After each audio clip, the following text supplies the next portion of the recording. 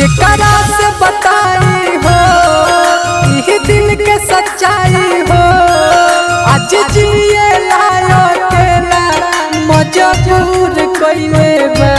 जे रखत रहे जे रखत रहे अखिया के सोझा उहे दूर कइले बा। जे रखत रहे अखिया के सोझा उहे दूर कइले बा। जे रखत रहे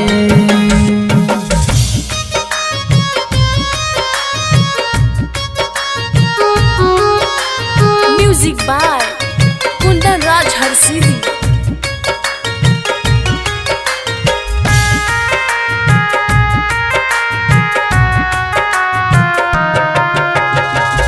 जे रहो न देखले बिना एको पल हो उहे आज करतावे जान काहे छल हो।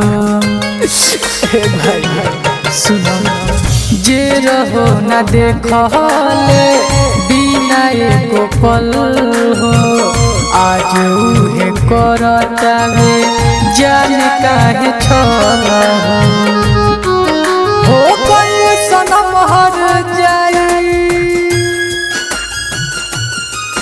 आवे न समझ कहाँ जाई।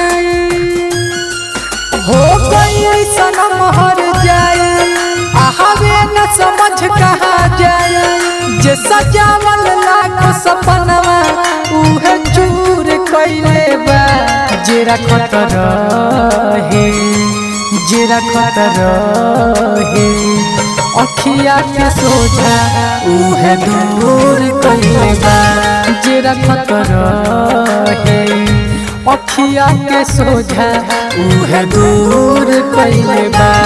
जे रखत रहे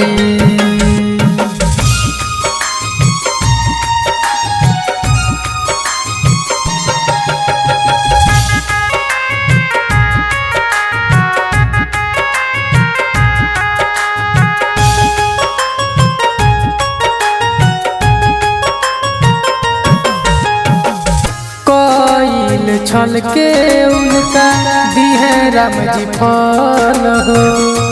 जाई न खाली हमारा मुहवा से कहल हो।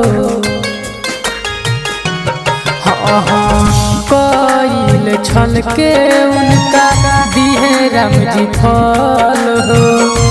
जाई न खाली हमारा मुहवा से कहल हो।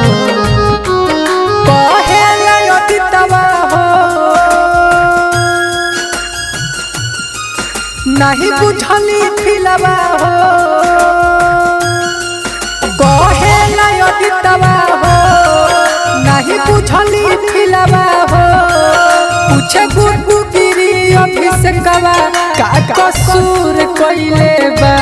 जे रखत रहे जे रखत रहे अखिया के सोझा उहे दूर कइले बा।